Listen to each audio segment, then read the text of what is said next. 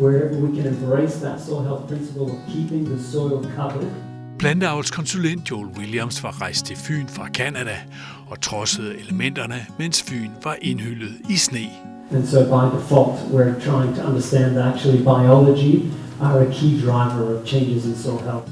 Foran en forsamling af økologiske landmænd, rådgivere og forskere fremlagde han i Asparsladen i Assens den seneste nye viden om regenerative dyrkningsmetoder. And similarly, when we feed the biology, they are also very good at cycling nutrients from the soil. Eller viden om, hvordan man holder jorden sund og baner vejen for robuste og sunde afgrøder. Det er jo virkelig noget af det, vi arbejder med, at sunde råvarer, en god jord er med til at lave sunde råvarer. Og det er jo også det, han har.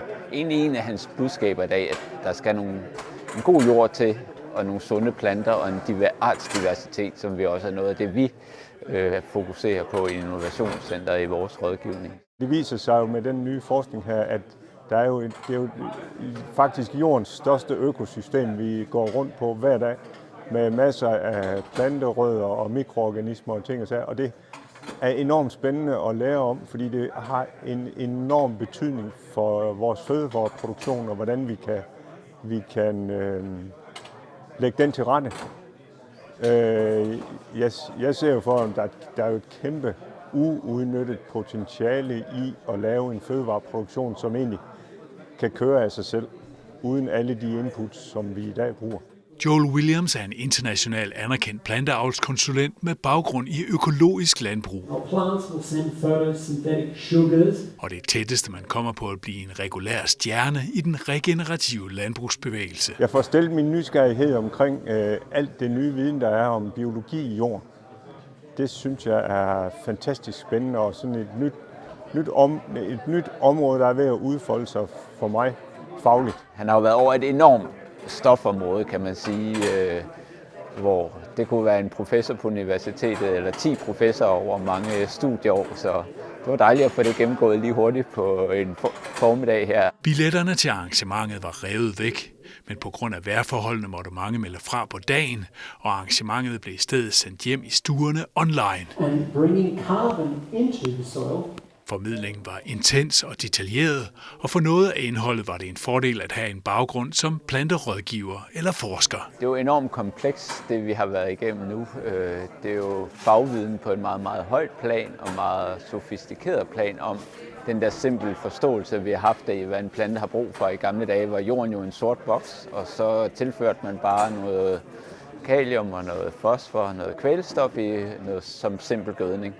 Men den her dybe forståelse af, at jordbiologi og plantens behov for ting er meget mere kompleks, den er enorm. Altid det, den skal bruge for at lave en god og sund fødevare og for at have en god produktion og være sund og robust.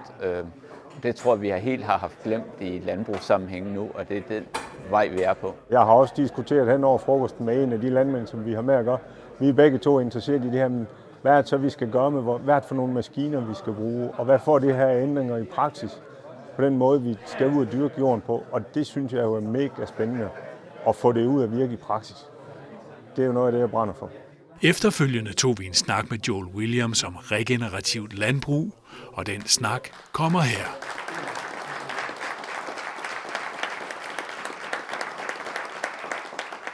You have just now met some Danish organic farmers and consultants. Did any of their questions or perspectives surprise you? Yeah, there was a mix of questions actually, and some more beginner level and some quite advanced. So it was quite a good spread, I would say. And it seemed like there was quite a bit of interest in the soil biology topic. When we talked a little bit about soil biology today, that seemed to spark a lot of questions and interest. So that was good to see. And but we also had a range of other different questions there as well. And a couple of critical questions, analytical questions, some which was good. Some folks picking up specific things in some of the studies that I was sharing and trying to unpack more deeper into that. So that was really good for me too. Kind of challenged, had some good questions that I hadn't thought of it in that way before. So it was also good. Yeah. What are your impressions of meeting these Danish regenerative organic farmers? Yeah, good question. I would love to come back another time in the summertime and maybe visit some farms and have a bit of a better look. But I think today, over the course of today and in the breaks, I had quite a few people come up to me and just ask me some various questions and want to chat. So yeah, it seems like there's certainly good interest in this topic of soil health. And a lot of people were really interested in learning more about it and had questions about troubleshooting and how to improve their soils. So yeah, my impression was a lot of eager minds, a lot of enthusiasm and a lot of interest from the attendees today. Do you find it important yourself to inspire Danish farmers and share your knowledge on regenerative agriculture? Yeah, very much so. It's I'll have to admit I do really enjoy what I do. I do really enjoy the public speaking and doing the educational work that I do. For the reason that often, people come up to me with good feedback at the end and tell me how much they enjoy the way in which I educate, the way in which I explain things.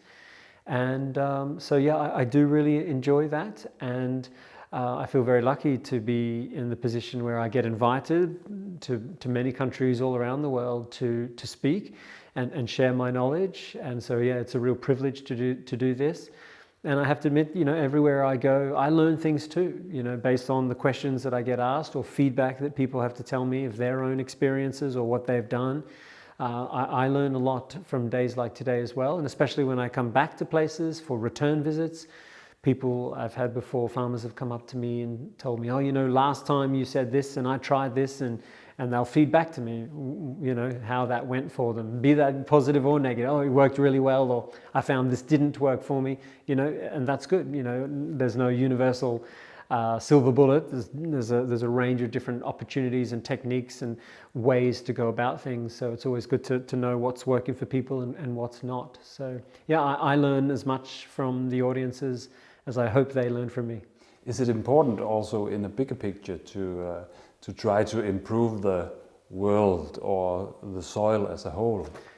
Yeah, on a personal level, I'm very passionate about soils. I've been very interested in them for a long time, since I started out in this space, and it is a real privilege to know that I am helping farmers understand their soils better, so that they make better decisions, more sustainable decisions, better economic decisions for them. That's a real honor to know that I'm supporting that process to make their lives and the soils and the people that eat the food to improve all of our lives, hopefully. Making the world more regenerative or even organic. Mm-hmm. Yeah, that's right. Yeah, absolutely. What is your core message to farmers who are considering transitioning to regenerative practices?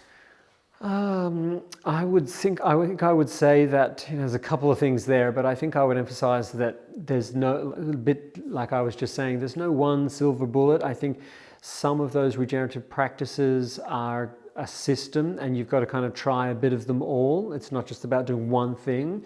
It's about giving them all a go and trying to integrate them. So I think it's important to try and follow those principles as a whole, as a package.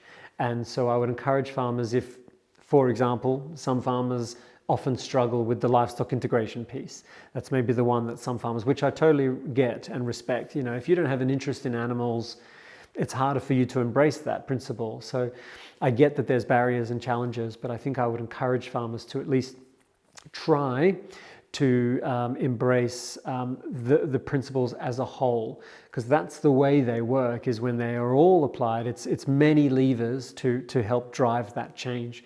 So try and overcome those barriers. If you're not into animals, can you team up with a neighbor who can bring their animals on? And there are ways to collaborate, even if it's not you who's doing it. So I think I would encourage folks to take a small area, small field, a percentage of the farm, and really on that small area, give the full principles a go and give it a bit of time. It takes a couple of years for these benefits to change. So I would encourage them to start small and try them all on a small area and really observe what happens. Having given now these advices, saying this now earlier today and now, could you elaborate on why you believe this transition is important? I think it's very important because the industrial model of agriculture post World War II has done a lot of good. We really did a good job at using science and technology and increasing food production, and we did a great job of that. But it's also important to acknowledge that there was some hidden cost to that as well, that there are some embedded problems with the environment that have been caused from that model. Yes, we've increased productive output, and that is good, but we haven't necessarily done it in the most of sustainable ways. And so I think it's important to acknowledge that, and we're at that turning point where of course, we still need to be producing food, but we need to be doing it in a way that is harmonious with the landscape, with the ecology, with the ecosystem. We need to take care of the landscapes in which we grow food, because indeed our productivity of our farms is also dependent on those ecosystem services and resources that the environment, that the landscapes provide. So we have to take care of those our surrounding environments. So we need to be doing food production in a way that is also respectful of the surrounding environment and ecology, but still also productive. And this is kind of what some of these techniques and practices are sending us down a better pathway towards that goal. Whether regenerative is the be-all and end-all, and does it have all of the answers and all of the solutions? It's still an evolving practice. It's still an evolving concept. So I think we wait and see where it takes us. But certainly, yes, in my opinion, it feels like it's taking us more in the right direction of where we need to be going, bringing better soil stewardship in alongside that productive capacity, but also thinking about taking care of the soils, of the landscapes, of the water systems, of the cycles, of the ecology that also make all of that work as well. Knowing that you don't know Danish soil in detail, are there any particular factors Danish farmers should be especially aware of due to local climate or growing conditions? Yeah, the small bits that I've learned about your soils is that you, like a lot of countries, you do have mixed soil types, which is common, and I know you have some quite sandy soil areas and other soils which are more heavier clay soils, and of course some of your lighter sandy soils are some of those soils where there's more problems with nutrient leaching through the soil, for example. So I think it is important to understand the difference in soil types and how we can manage them differently.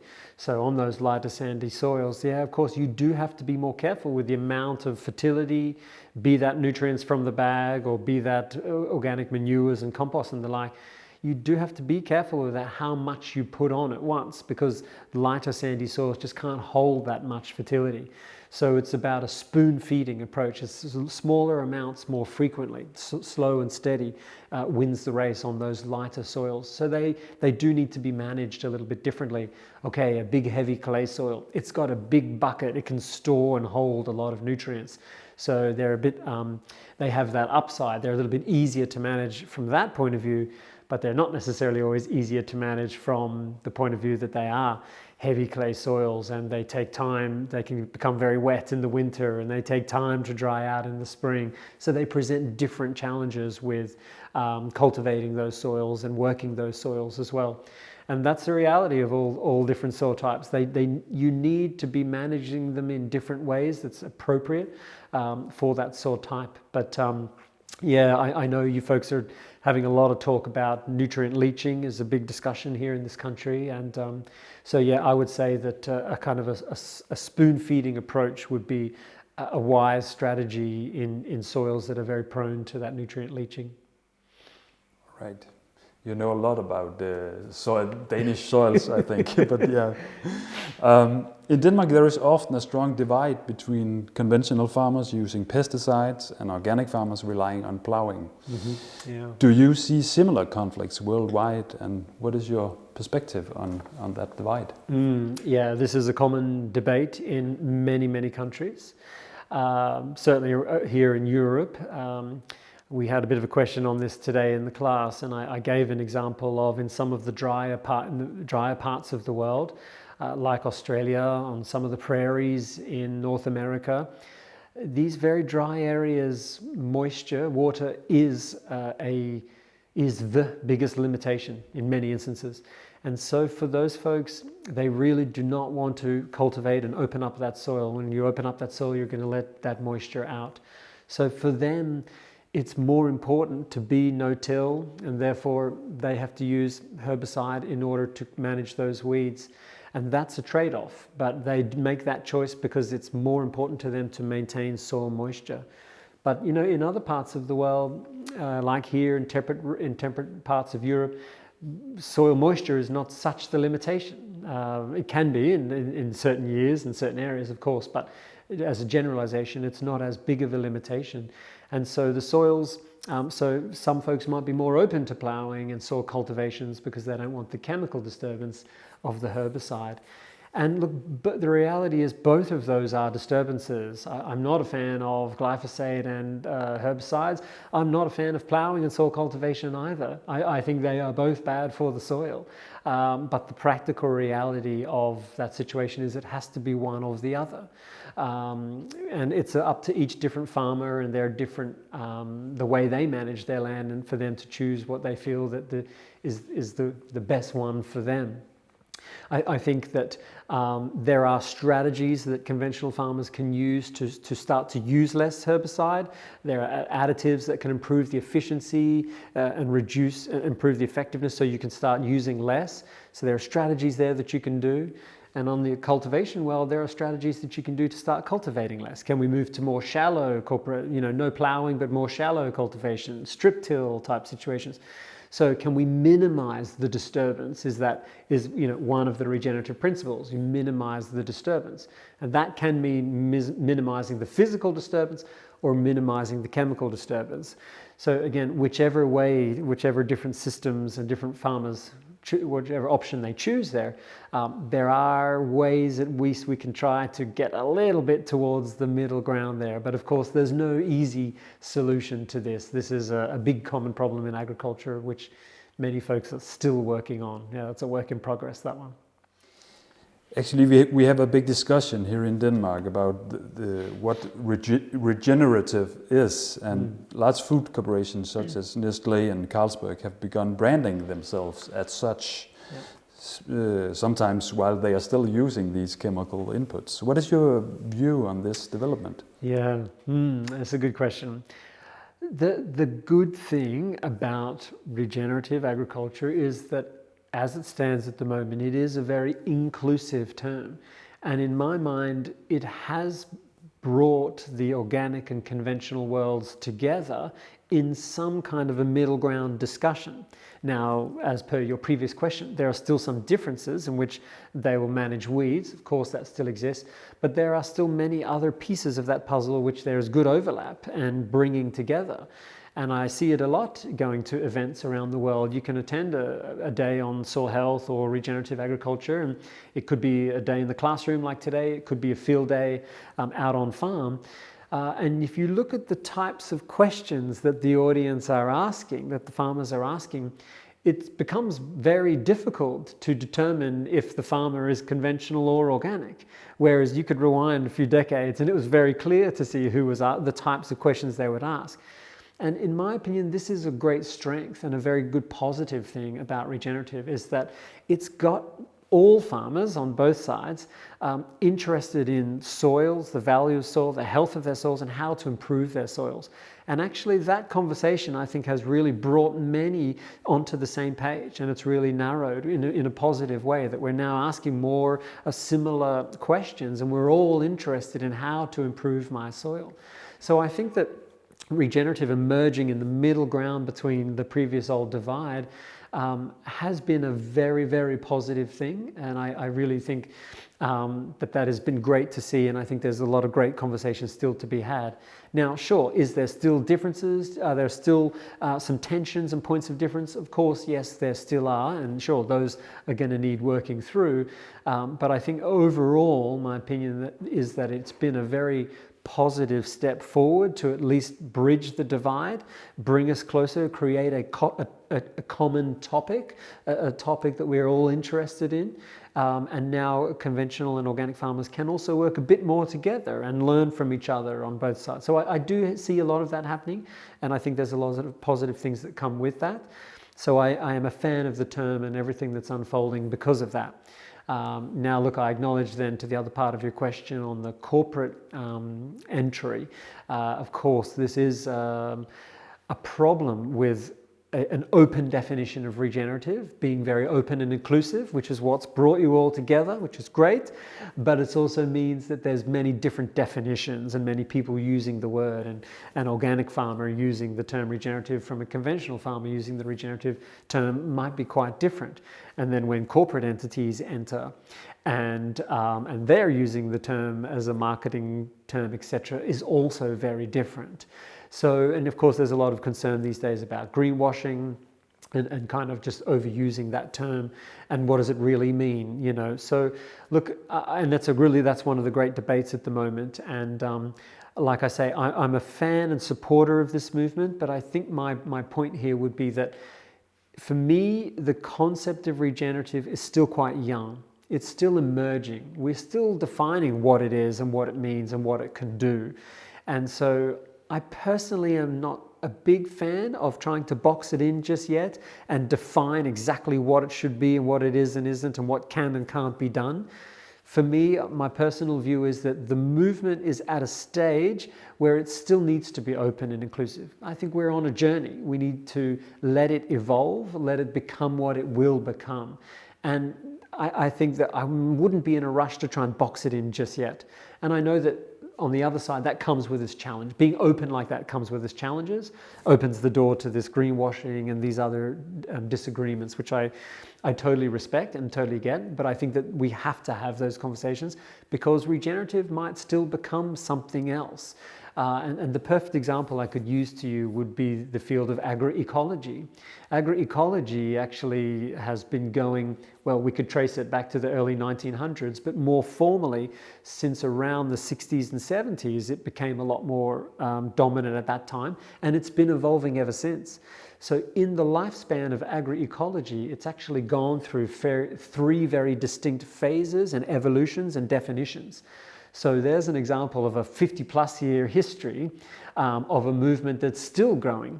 And I think that for me, if I relate this back, I think it's way too early to start boxing regenerative in. I think we need to keep it an open discussion and follow this where it needs to go.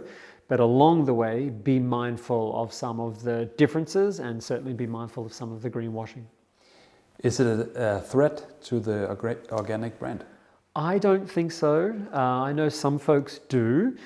And look, sure, if regenerative does not ever become a certified system and go down that certification pathway, yes, that presents the challenge that anyone can use the term, anyone can say they are, and whether or not they are is debatable, or is a question. How do we know?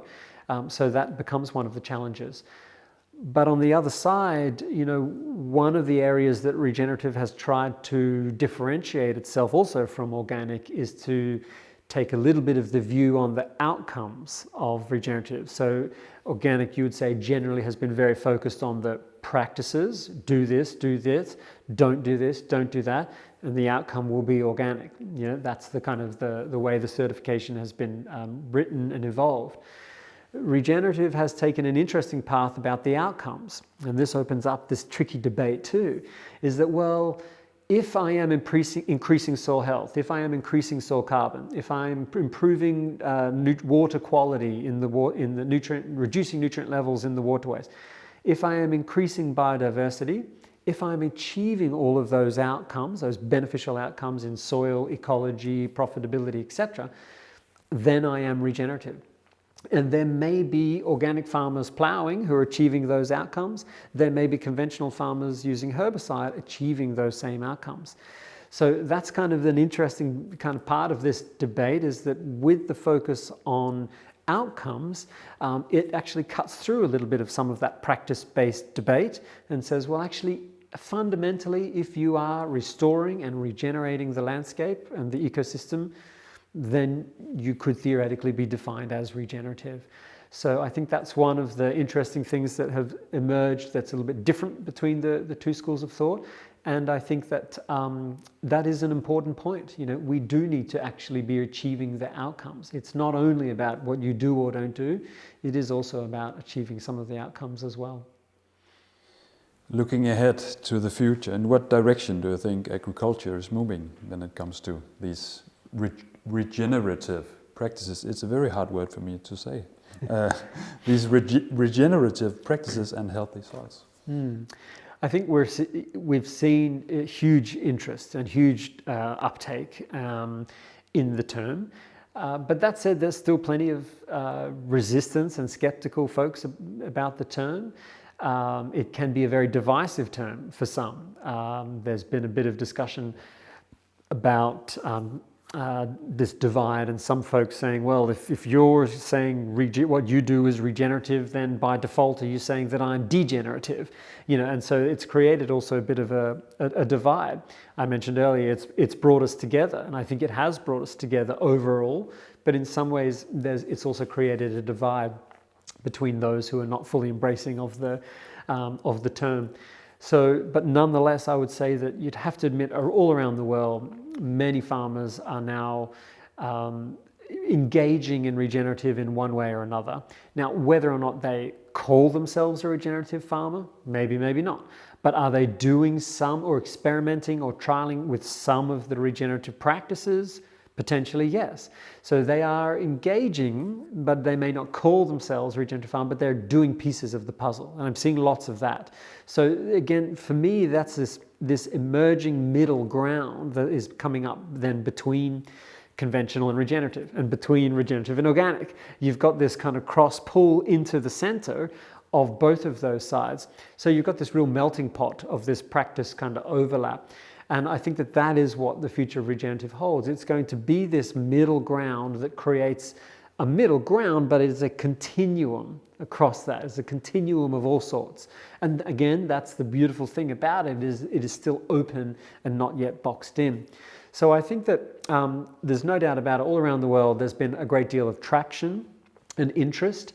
Many who call themselves full adopters, many who are just dipping their toes in the water. But that's okay. I think the regenerative, bringing that discussion even for those who are just dipping their toes in the water, getting their interest in a little bit of practice change, is still a good thing. And I think if we fast forward another 20 years or 30 years, however long it might be, sure, there's most likely going to be another term emerge. There's going to be the next evolution of regenerative into something else. When I started out in this industry, we used to use the word biological farming. It was biological, which was the different view against the conventional. Conventional was kind of chemical farming. Biological farming was a soil biology-focused approach. And over time, biological farming has kind of merged now into regenerative. And I think regenerative will merge into something else in a few more decades, whenever it will be. And there'll be a lot of overlap and similarities between the two, just like there is between biological and regenerative also.